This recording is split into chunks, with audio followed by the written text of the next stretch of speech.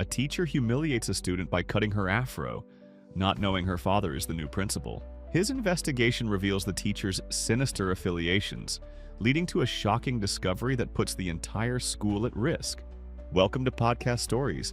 I'm your host, Mark Johnson. If you love your family and love to listen to interesting stories like this, subscribe to our channel. And now, put your headphones on and let's dive into this story. The morning sun streamed through the windows of Lincoln High School as Aisha Carter adjusted her backpack, walking confidently through the main entrance. Her natural afro hair, which she had spent years growing and learning to embrace, caught the early light, creating a subtle halo effect that drew admiring glances from some students and disapproving looks from others. The first day of the new semester held promise, and Aisha, a top student in her junior year, felt ready for whatever challenges lay ahead. The hallways buzzed with typical first-day energy, students comparing schedules, freshmen looking lost, and teachers hurrying to their classrooms with coffee cups in hand. Aisha made her way to her first period science class, exchanging quick greetings with familiar faces. The classroom was already half full when she arrived, and she chose a seat near the front, always eager to participate. As other students filed in, Mrs. Margaret Wheeler entered the room. Her heels clicked sharply against the linoleum floor, and her pressed blazer and severe bun projected an image of strict authority. She had a reputation for being old school, but nothing had prepared the class for what was about to unfold. The lesson began normally enough. Mrs. Wheeler wrote chemical reactions on the whiteboard and began explaining the day's objectives. Aisha took detailed notes, occasionally reaching up to adjust her hair, a habitual gesture she'd developed over years of wearing it natural. With each movement, Mrs. Wheeler's gaze seemed to sharpen, her jaw tightening almost imperceptibly.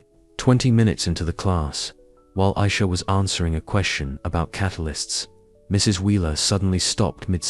The classroom fell silent as she strode to her desk drawer and pulled out a pair of scissors. Without warning or explanation, she marched directly to Aisha's desk. "This has gone on long enough," Mrs. Wheeler announced, her voice cutting through the stunned silence.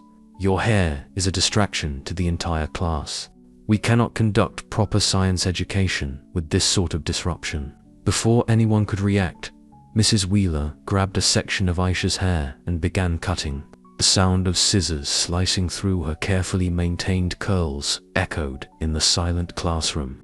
Chunks of hair fell to the floor as Aisha sat frozen in shock, her mouth open but no words coming out. The other students watched in horror. Some pulled out their phones, recording the incident. Others sat paralyzed, unable to process what they were witnessing. One student, Marcus, half rose from his seat but seemed unsure what to do. When Mrs.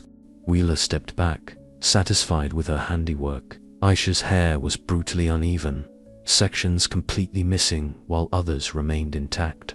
The teacher returned to her desk as if nothing unusual had happened, placing the scissors back in the drawer with a decisive click. Aisha's hands trembled as they rose to touch her mutilated hair. Tears welled in her eyes, but she fought them back, refusing to give Mrs. Wheeler the satisfaction of seeing her cry in front of the class. The bell rang, startlingly loud in the tension-filled room. Aisha stood up slowly, her chair scraping against the floor.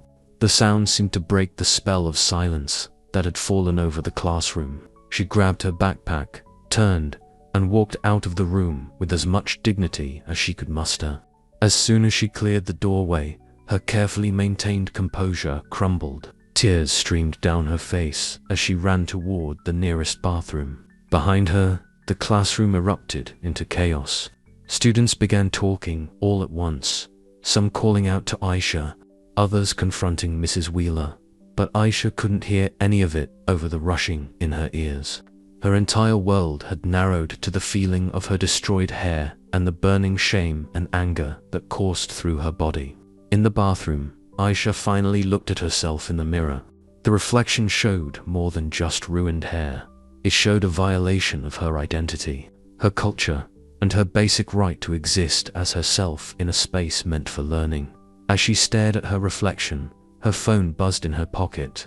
Through blur of tears, she began typing a message to her father, Dr. Carter. Knowing this was far from over, Dr. James Carter sat in his newly appointed office as Lincoln High's principal, reviewing budget proposals when his phone vibrated against his desk. He glanced at the screen, expecting a routine message, but instead saw his daughter's name. The text was brief but alarming. "Dad, Mrs. Wheeler cut my hair during class. Please come." His hand clenched around the phone as he read the message twice more, making sure he hadn't misunderstood. The implications of what he'd just read hit him with physical force. Not only as a father, but as an educator responsible for student safety. He stood up so quickly his chair rolled backward and hit the wall. The walk to Mrs. Wheeler's classroom felt endless. Students in the hallway stepped aside as he passed, sensing the barely contained fury in his stride. His mind raced through protocols, policies, and legal implications, but mostly, he thought about Aisha's face that morning when she'd left for school, confident and proud. When he reached the science classroom, Mrs. Wheeler was already preparing for her next class, as if nothing had happened. Chunks of dark, curly hair still littered the floor around one of the front desks.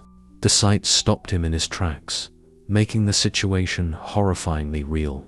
"Mrs. Wheeler," his voice was controlled but tight with anger, "I need an explanation. Now."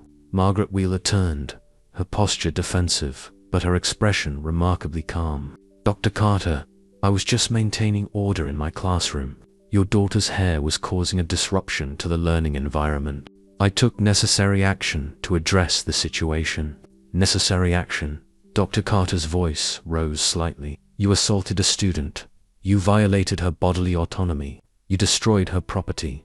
And you think this was necessary?" Mrs. Wheeler's lips pressed into a thin line. "Perhaps you're too emotionally involved in this situation, Dr. Carter. As educators, we sometimes need to take decisive action to maintain proper academic standards.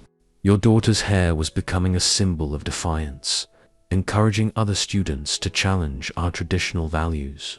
The word traditional hung in the air between them, loaded with implications that made Dr. Carter's jaw clench. Several students who had witnessed the incident lingered in the doorway, watching the confrontation unfold. "This isn't about tradition, Mrs. Wheeler. This is about basic human dignity and respect. As of this moment, you are suspended pending a formal investigation." He pulled out his phone and began documenting the scene, photographing the hair on the floor and the scissors still visible in the open desk drawer. "You can't do that," Mrs. Wheeler protested, her composure finally cracking. "I have tenure. I've been teaching here for 20 years. The board will see exactly what happened here," Dr. Carter interrupted. "And they will understand that this isn't just about one incident. This is about creating a safe environment for all students." He turned and immediately called for an emergency administrative meeting. As he walked back to his office, he could hear Mrs. Wheeler following, her voice rising as she continued to justify her actions. But he ignored her, focused on the tasks ahead. In the conference room, the administrative team gathered quickly. The gravity of the situation was evident on their faces as Dr. Carter explained what had happened. Some looked shocked, others uncomfortable, and a few exchanged glances that suggested this wasn't the first time they'd heard complaints about Mrs. Wheeler. "We need to launch a full investigation," Dr. Carter announced. "Not just into this incident, but into any previous complaints or similar situations. I want every report, every email, every documented concern about discriminatory behavior in this school pulled for review." The meeting continued as they outlined immediate actions: notifying the school board, contacting legal counsel, preparing a statement for parents, and establishing support services for students affected by the incident. But as Dr. Carter looked around the table, he couldn't shake the feeling that some of his colleagues seemed more concerned about potential scandal than addressing the root causes of what had happened. As the meeting concluded, he received another text from Aisha. "Dad, There are other students who want to talk about things that have happened to them too. Dr. Carter realized this investigation was going to uncover far more than just one teacher's actions. This was going to expose systemic issues that had been quietly festering at Lincoln High for years. After leaving the bathroom, Aisha found herself drawn to the school's multicultural student center, a small room tucked away near the library. Inside, she discovered several students already gathered, discussing her incident. News had spread quickly through social media and text messages. Among them was Malik Thompson, a senior known for his outspoken advocacy for student rights. "You're Aisha, right?" Malik approached her, his expression a mix of concern and determination. "We've been talking about what happened. This isn't the first time something like this has gone down at Lincoln." Aisha sank into a chair, emotionally exhausted but curious. Around her, other students began sharing their own experiences of discrimination at Lincoln High. Sarah, a Muslim student, described being told to remove her hijab during a school play. Marcus, from her science class, talked about being repeatedly sent to the office for wearing traditional African clothing during Cultural Awareness Week. "We've been documenting these incidents," Malik explained, pulling out his laptop. "But we've never had such clear evidence before. Your case could be the catalyst for real change." The group had created a private blog where students anonymously shared their experiences of discrimination. As Aisha scrolled through the entries, she felt her individual pain transform into something larger, a shared struggle that demanded action. "Would you consider sharing your story?" Malik asked. Having the principal's daughter speak out could make people finally listen. Aisha hesitated for a moment, then straightened her shoulders. "I'll do more than share it. I want to help run this platform." Over the next few hours, Aisha worked with the group to craft her story. As she typed, other students offered support and suggestions. The post wasn't just about her hair. It became about identity, respect, and the right to exist without conforming to others' expectations. "We need to make this bigger than just a blog," Sarah suggested. "What if we created multimedia content? Videos, interviews, photos documenting our experiences?" The energy in the room shifted as students began brainstorming. Someone suggested creating a hashtag campaign. Another proposed collecting testimonials from alumni who had faced similar discrimination. Aisha found herself at the center of this growing movement, her natural leadership abilities emerging through her pain. The blog post went live that afternoon. "My teacher cut my crown. A call for change at Lincoln High." Within hours, comments and shares began flooding in. Students from other schools started reaching out, sharing similar stories. Even some teachers privately messaged their support, though they were careful to remain anonymous. "This is getting real traction," Malik said, showing Aisha the viewing statistics. "People are finally paying attention." As the day progressed, more students filtered through the multicultural center. Each brought their own story, their own perspective on the systemic issues at Lincoln High. Aisha listened, documented, and began to see patterns emerging.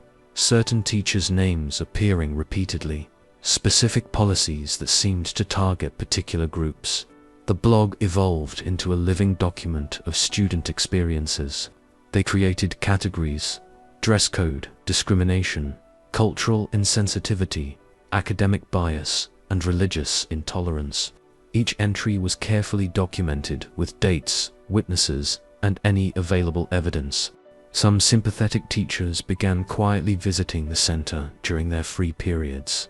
Ms. Rodriguez, the Spanish teacher, offered guidance on how to frame their complaints effectively. Mr. Washington, the history teacher, provided context about civil rights movements and peaceful protest strategies. By the end of the school day, what had started as a response to one incident had grown into an organized movement. The students had created not just a blog, but a community. They established regular meeting times, assigned roles for content creation and moderation, and began planning future actions. "Tomorrow, we start gathering signatures for a petition," Malik announced. "We're calling for mandatory cultural sensitivity training for all staff, revision of the dress code, and student representation on the disciplinary board. Aisha looked around the room at her fellow students, all united, all determined. Her destroyed hair no longer felt like a mark of shame, but a battle scar in a larger fight for dignity and respect. As she headed home that evening, her phone buzzed constantly with notifications from the blog. Students were sharing the post across multiple platforms, and local youth advocacy groups were reaching out to offer support. What Mrs. Wheeler had intended as an act of suppression had instead sparked a movement that was quickly growing beyond anyone's control. Dr. Carter sat late in his office, surrounded by personnel files and student complaints dating back a decade. His initial investigation into Mrs. Wheeler had uncovered something far more disturbing: a pattern of systematic discrimination carefully hidden beneath layers of bureaucracy and traditional educational policies. In a folder marked Educational Standards Committee, he found correspondence between several teachers, including Mrs. Wheeler, referencing a group called Educação Tradicional or Traditional Education. The documents revealed a network of educators committed to what they called maintaining classical educational values, a euphemism, he quickly realized, for resisting diversity and inclusion initiatives. Dr. Carter, his administrative assistant's voice, came through the intercom. "There are some teachers here to see you. They say it's urgent."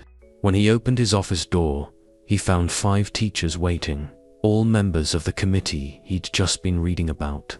Among them was Mr. Peterson, the senior history teacher, who stepped forward as their apparent spokesperson. "James," Peterson began, using a familiarity that felt inappropriate given the circumstances, "we're concerned about the direction of this investigation. There are certain traditional values that have made Lincoln High successful for generations." Dr. Carter remained standing, forcing them to look up at him. Traditional values like assaulting students, like targeting children based on their cultural expression. "You're oversimplifying a complex issue," another teacher interjected. Mrs. Wheeler may have been overzealous, but she was responding to ongoing disciplinary concerns. "I have the disciplinary records right here," Dr. Carter responded, tapping a file on his desk. "Interesting how students of color receive disciplinary actions at 3 times the rate of their white peers. Would you call that tradition or discrimination?" The teachers exchanged glances. Peterson stepped closer, lowering his voice. "Look, James, you're new here. You don't understand how things work. This investigation could damage a lot of careers, including yours.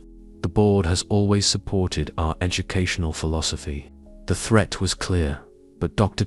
Carter had anticipated this resistance. He reached into his desk and pulled out another file. "You mean the board that's currently dealing with 3 pending civil rights investigations? The one that's about to receive documentation of every discriminatory incident at Lincoln High for the past decade?" Peterson's face darkened. "You're making a mistake. The Traditional Education Committee has supporters you don't know about. Parents, board members, community leaders. This could get very uncomfortable for you and your daughter." "Are you threatening my child?" Dr. Carter's voice was deadly quiet. "Of course not." Peterson backpedaled quickly. "We're simply suggesting that some things are better left alone. Lincoln High has a reputation to maintain." "Yes, it does," Dr. Carter agreed, "and that reputation is about to change. Now, if you'll excuse me, I have evidence to catalog and reports to file." After they left, Dr. Carter reviewed security footage of their meeting, something he'd started doing for all sensitive conversations. He noticed how the teachers positioned themselves, trying to intimidate through numbers and proximity. He documented everything, adding it to his growing file of evidence. His phone buzzed. A text from Aisha about a student protest being planned. He smiled, proud of how his daughter was channeling her trauma into action. The timing couldn't be better. While the students raised their voices, he would continue gathering evidence, building an ironclad case that would make it impossible for the board to ignore the problems at Lincoln High. Opening his laptop, he began drafting a formal report. The evidence was damning. Discriminatory dress code enforcement, biased disciplinary actions, systematic suppression of cultural expression, and now, documented attempts at intimidation. The Traditional Education Committee had operated in the shadows for years, but their time was up. As he worked, he could hear voices in the hallway, teachers discussing the growing tension in the school. Some sounded worried, others angry, but Dr. Carter kept typing, determined to expose every instance of discrimination, every abuse of power, every attempt to maintain an outdated and harmful status quo. The investigation was no longer just about one incident with his daughter. It had become a mission to transform Lincoln High into what it should have been all along, a place where every student could learn, grow, and express themselves freely, without fear of discrimination or retaliation. The video of Mrs. Wheeler cutting Aisha's hair spread across social media platforms with stunning speed. A student's shaky phone footage captured the entire incident. The sudden approach, the sound of scissors cutting through hair, the stunned silence of the classroom. Within hours, it had been shared thousands of times, accompanied by hashtags like #JusticeForAisha and #LincolnHighDiscrimination. Local news stations began calling the school. Reporter Sarah Chen from Channel 7 was particularly persistent, leaving messages about systemic discrimination in educational institutions and allegations of organized suppression of cultural expression.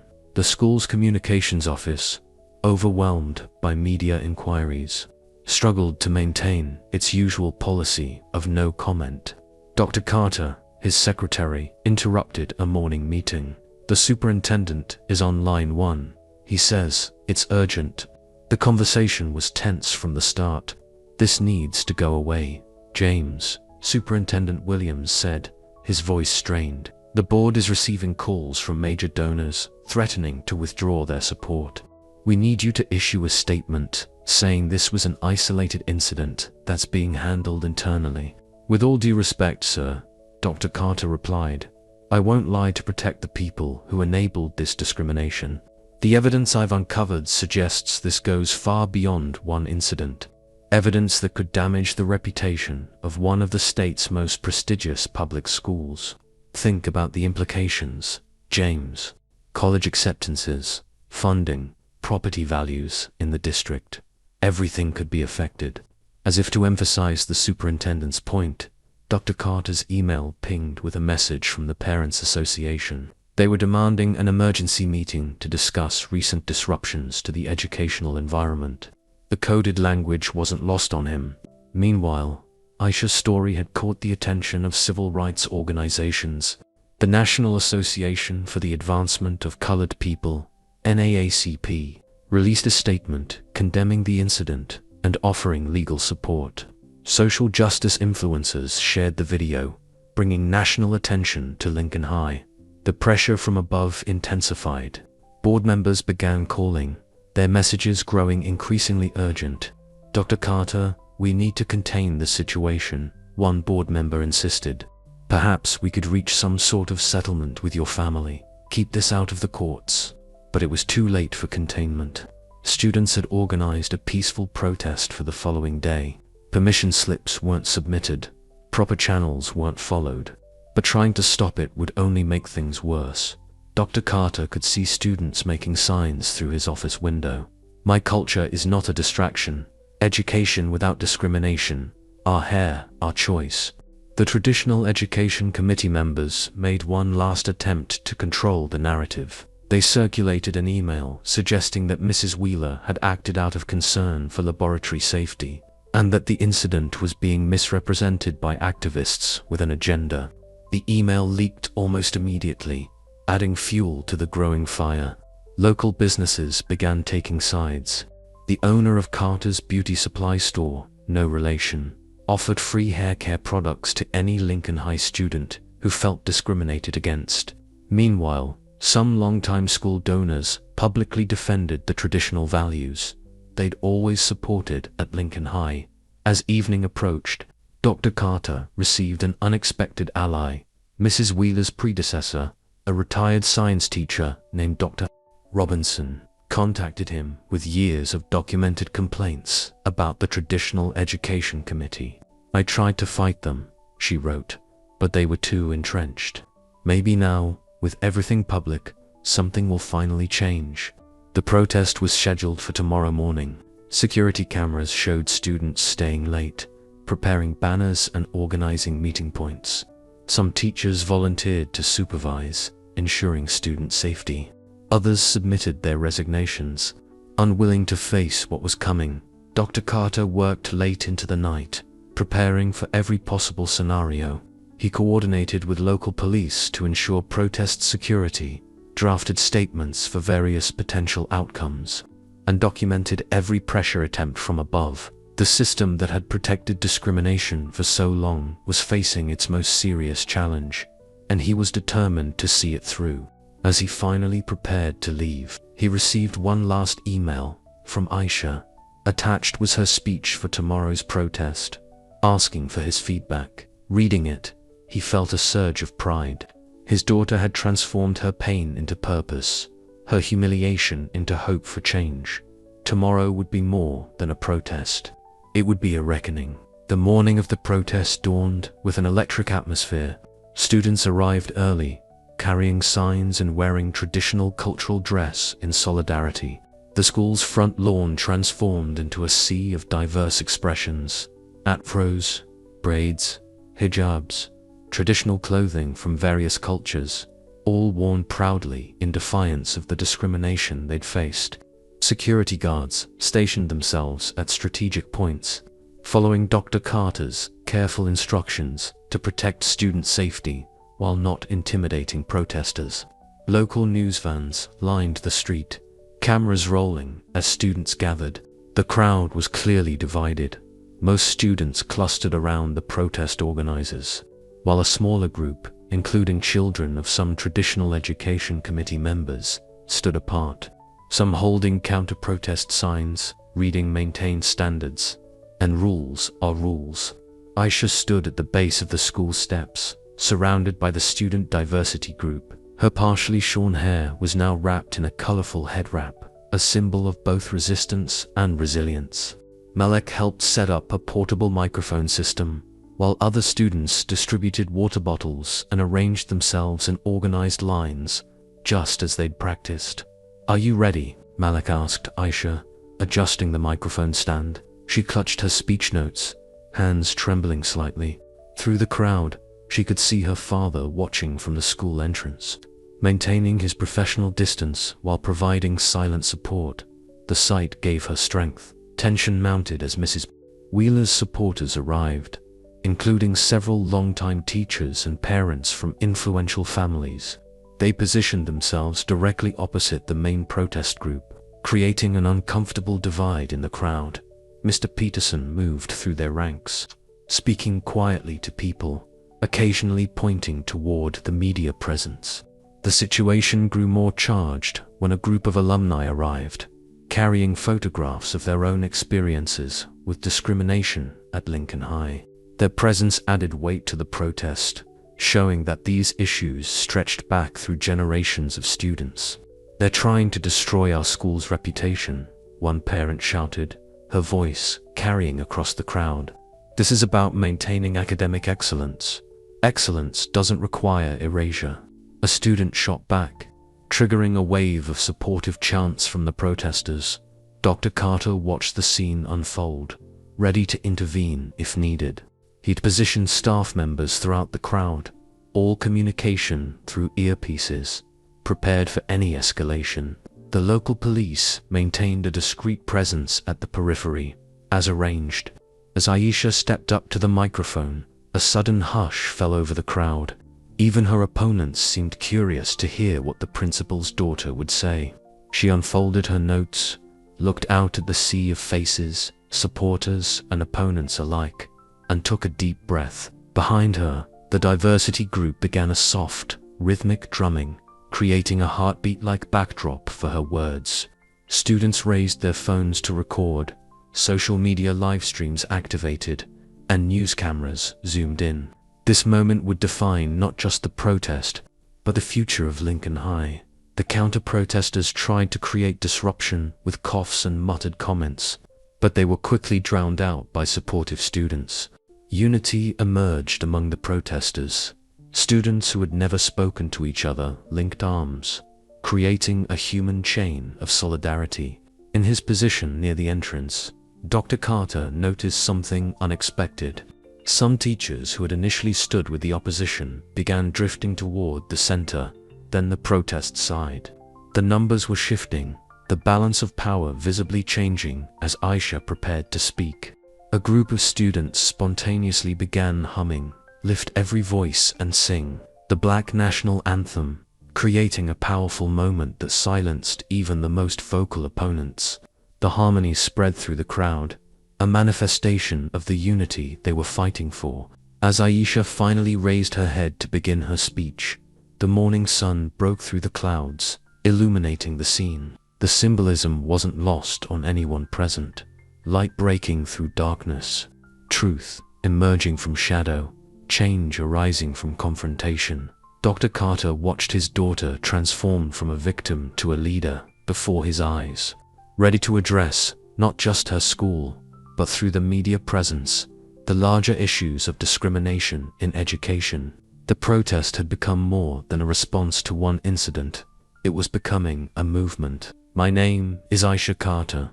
Her voice rang out clear and strong across the suddenly silent crowd. "Last week, a teacher decided my natural hair was more important than my education. She chose to violate my body and my dignity rather than acknowledge my right to exist as who I am." The microphone picked up every word perfectly, carrying her message to the assembled students, staff, media, and even passers-by who had stopped to listen. Camera flashes punctuated her pauses, capturing what was quickly becoming a historic moment for Lincoln High.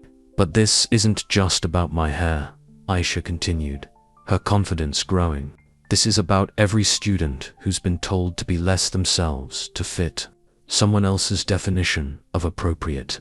This is about every hijab that's been questioned, every cultural dress that's been mocked, every accent that's been ridiculed." From the crowd, voices called out in agreement. Students began standing up, one by one, as Aisha named experiences that matched their own. The power of shared truth rippled through the assembly.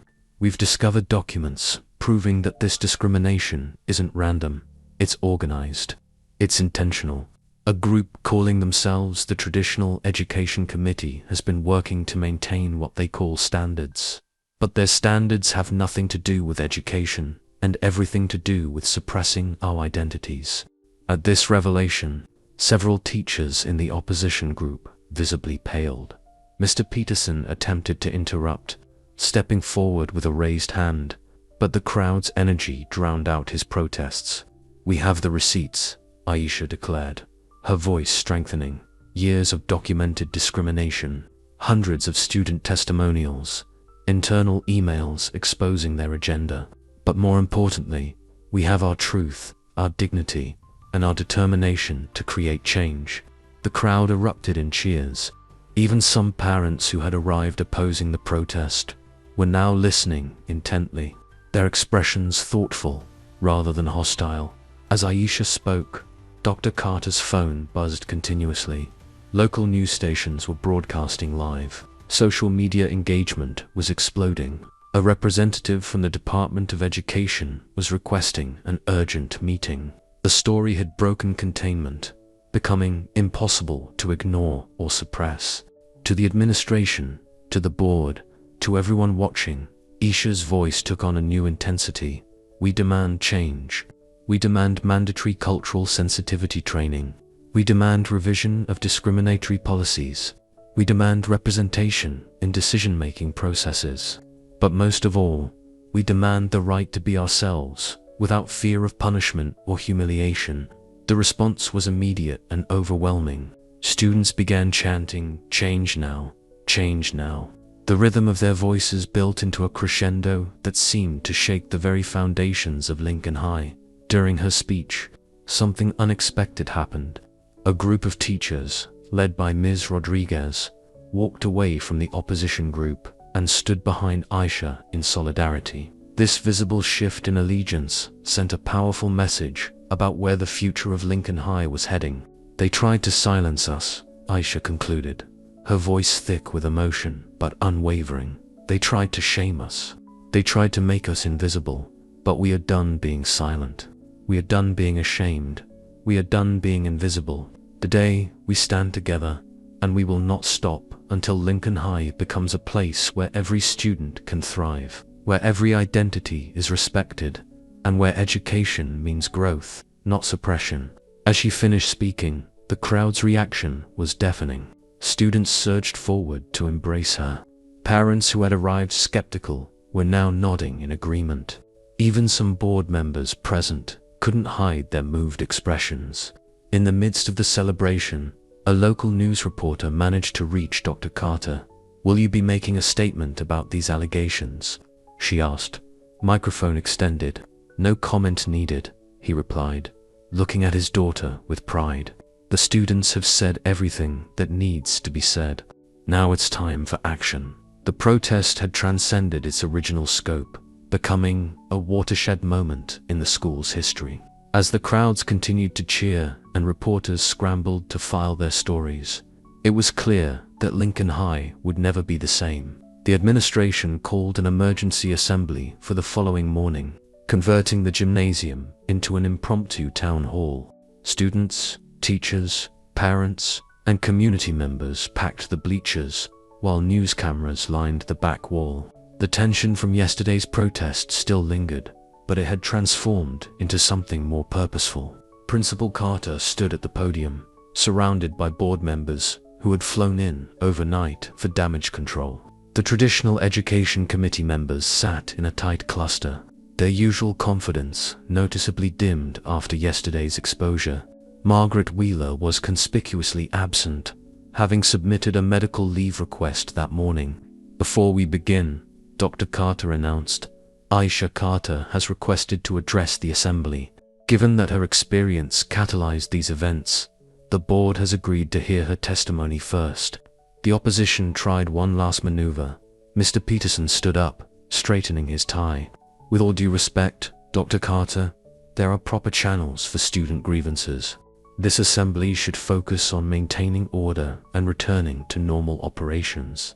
"Normal operations are exactly what we're here to discuss, Mr. Peterson," Dr. Carter replied firmly. "The definition of normal at Lincoln High is what's under examination today." Aisha approached the podium, carrying a thick folder of documented incidents. Unlike yesterday's emotional speech, today she came armed with data, testimonials, and evidence. The student diversity group had worked through the night, organizing years of complaints into a compelling presentation. Meanwhile, in a nearby classroom, Margaret Wheeler was meeting with her union representative, trying to defend her actions. The meeting wasn't going well. Security footage of the incident, combined with the documented pattern of discrimination, had left her with few options. "I was maintaining discipline," she insisted, her voice brittle. The school's standards do not permit assault." The union representative interrupted, closing his notebook. "Mrs. Wheeler, I need to be clear. We cannot defend these actions. The best we can do is negotiate terms for your resignation." Back in the gymnasium, the assembly had become a forum for long-suppressed voices. Students lined up at microphones to share their experiences. Parents spoke about generational trauma, having faced similar discrimination in their own school days. Teachers who had witnessed but feared reporting incidents finally broke their silence.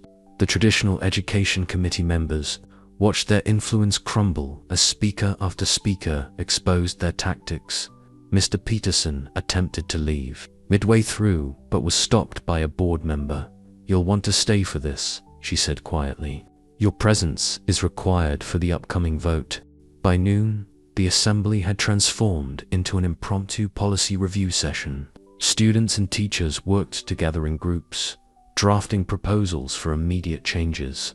Revision of the dress code to explicitly protect cultural expression, formation of a student-led diversity council with actual policy-making power, mandatory cultural competency training for all staff, creation of an independent review board for discrimination complaints.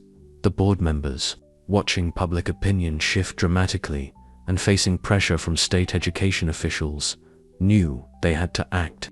One by one, they began endorsing the proposed changes. Yet resistance remained. A small but vocal group of parents threatened to withdraw their children. Some long-time donors warned of financial consequences. The opposition's last hope lay in Margaret Wheeler's upcoming disciplinary hearing, where they planned to frame the incident as a misunderstanding blown out of proportion. But as the assembly concluded, Dr. Carter received news that would end their resistance. 3 former students had come forward with video evidence of similar incidents from previous years, proving a pattern that couldn't be dismissed as misunderstanding or isolated events. The assembly ended with a scheduled follow-up meeting for the next day. As people filed out, the divide between progressive and traditional factions remained. But the balance of power had shifted decisively. Lincoln High would change. The only question was how quickly and how completely. In his office later, Dr. Carter reviewed the day's events with Aisha and the student leaders. "They'll fight every change," he warned. "This is just the beginning." "Good," Aisha replied, her restored confidence evident. "Because we're just getting started too." The follow-up assembly opened in an atmosphere heavy with anticipation. The gymnasium was even more crowded than the previous day, with state education officials and civil rights attorneys now present. Aisha sat in the front row, surrounded by her fellow student activists, while Dr. Carter prepared to present the findings of his investigation. Over the past week, Dr. Carter began projecting documents onto the large screen behind him. "We've uncovered evidence of an organized effort to suppress cultural expression and maintain discriminatory practices at Lincoln High." He clicked through slides showing emails, meeting minutes, and internal memos from the Traditional Education Committee. The evidence was damning. Screenshots of group chats showed committee members discussing ways to target specific students. Financial records revealed a slush fund used to reward teachers who enforced their agenda. Most disturbing were the documented strategies for pressuring or removing staff members who opposed their practices. "This isn't just about dress codes or hair policies," Dr. Carter continued. "This is about a systematic attempt to maintain what they call traditional values through intimidation, discrimination, and the suppression of cultural identity." From the back of the gymnasium, Mr. Peterson stood up. "These are private communications being taken out of context. We have the right to promote educational standards. Standards like this," Aisha interrupted, standing and projecting her own evidence. On the screen appeared a series of photographs. Students in tears after being forced to change clothes. A Muslim student's hijab being questioned. A Sikh student being pressured to remove his turban. Each image was accompanied by dated documentation of complaints that had been systematically buried. The room erupted in angry murmurs. Parents who had previously defended the committee began shifting uncomfortably in their seats. Several longtime teachers openly moved away from their former allies. Then came the most damaging revelation. Dr. Carter played an audio recording from his meeting with the committee members who had tried to intimidate him. Their threats about his job and veiled references to his daughter were now public, their tactics exposed for all to hear. "The Department of Education has been provided with all of this evidence," Dr. Carter announced. "They've launched a formal investigation into civil rights violations at Lincoln High, but we don't need to wait for their findings to take action." The board president stepped forward, clearly shaken by the revelations. "In light of this evidence, the board has made several immediate decisions. First, Margaret Wheeler's employment is terminated, effective immediately. Second, all members of the Traditional Education Committee are suspended pending individual reviews. Third, we are implementing all student-proposed policy changes, effective tomorrow." The announcement was met with thunderous applause, but Dr. Carter wasn't finished. "Additionally, we've accepted resignations from 3 board members who were found to have direct ties to the committee's activities. Their replacements will be selected through a new process that includes student and community input. Mr. Peterson made one last desperate attempt to regain control. This is a witch hunt. You're destroying decades of educational excellence. Excellence for whom? Aisha stepped to the podium. The only thing being destroyed here is the system that allowed discrimination to masquerade as tradition. We're not destroying excellence, we're making it inclusive. The assembly ended with the creation of a transition team.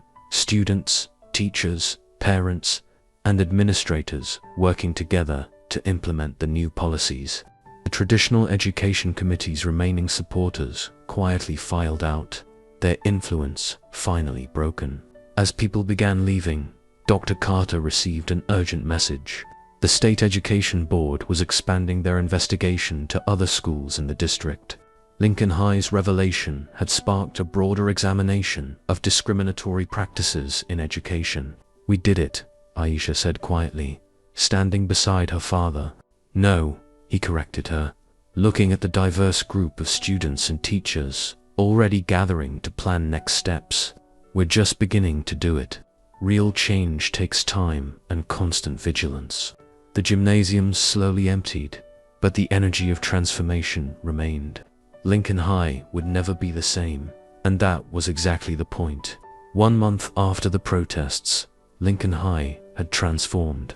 The main hallway, once lined with portraits of past principals, all white men, now featured a diverse gallery of student achievements and cultural celebrations. But the changes went far deeper than appearances. Aisha, now heading the newly formed Student Diversity Council, sat in what used to be the traditional education committee's meeting room. The space had been converted into a multicultural resource center, its walls covered with student artwork and inspirational quotes in multiple languages. "We've had 3 more schools reach out this week," Malik reported during their weekly meeting. "They want to implement our new policies." The ripple effect is spreading across the district. The council had become a model for other schools, with Aisha frequently invited to speak about creating institutional change. Her partially grown-out hair remained a visible reminder of what had sparked the transformation, but she no longer touched it self-consciously. Instead, she wore it as a badge of honor. However, not everyone had accepted the new Lincoln High. A small group of teachers and parents, led by a remaining member of the Traditional Education Committee, launched a last-ditch effort to undermine the changes. They began spreading rumors about dropping academic standards and declining college acceptance rates, despite evidence showing the opposite. Dad, Aisha knocked on Dr. Carter's office door one evening. "We've got a problem." She showed him social media posts suggesting that the school's new policies were causing chaos. Anonymous accounts were sharing doctored photos of supposed incidents at Lincoln High, trying to create a false narrative of disorder. Dr. Carter had anticipated this. "They're desperate," he explained. "But we've got something they don't. Actual data." He pulled up the school's latest statistics. Attendance was up. Disciplinary incidents were down. Student participation in advanced placement classes had increased across all demographic groups. Most tellingly, the school's academic performance metrics had improved since eliminating discriminatory practices. But the opposition had one last card to play. During a board meeting, they revealed that one of the new Diversity Council members had been involved in a minor disciplinary incident the previous year. They attempted to use this to discredit the entire movement. Aisha stood before the board, her voice steady. "Yes, Sarah had detention once for being late to class. If you're suggesting that only perfect people can fight for justice, then you've learned nothing from all of this." The attempted sabotage backfired spectacularly. Students rallied around Sarah, sharing their own stories of growth and learning from mistakes. The incident became a powerful lesson in forgiveness and personal development. As the semester drew to a close, Lincoln High hosted an open house showcasing the changes. The halls buzzed with energy as students proudly displayed their cultural heritage through art. music, fashion, and academic achievements. Former skeptics, including some who had initially opposed the changes, found themselves impressed by the vibrant, respectful atmosphere. In his office, Dr. Carter received an unexpected visit from a former Traditional Education Committee member. "I was wrong," the teacher admitted. "I thought maintaining tradition meant resisting change. I never realized tradition could include growth." The final victory came quietly. The State Education Board announced new guidelines for cultural sensitivity and anti-discrimination policies. Guidelines largely based on Lincoln High's transformed policies. What had begun with one act of discrimination had evolved into systemic change. During the last assembly of the year, Aisha looked out at the changed face of Lincoln High. Students who once sat separately now mingled freely. Teachers who had feared speaking out now openly celebrated diversity. The school had become what it always should have been, a place of true learning and growth. "This isn't the end of our story," she told the assembly. "It's just the beginning of a new chapter. We've learned that change isn't just possible, it's inevitable when people stand together for what's right." As the assembly ended, Dr. Carter watched students filing out, their diverse appearances, languages, and expressions no longer sources of tension but celebrations of identity. The Traditional Education Committee's office had been permanently converted into a student support center, its old files replaced with resources for cultural understanding and inclusion. Lincoln High had transformed from a battleground of discrimination into a model of educational equity.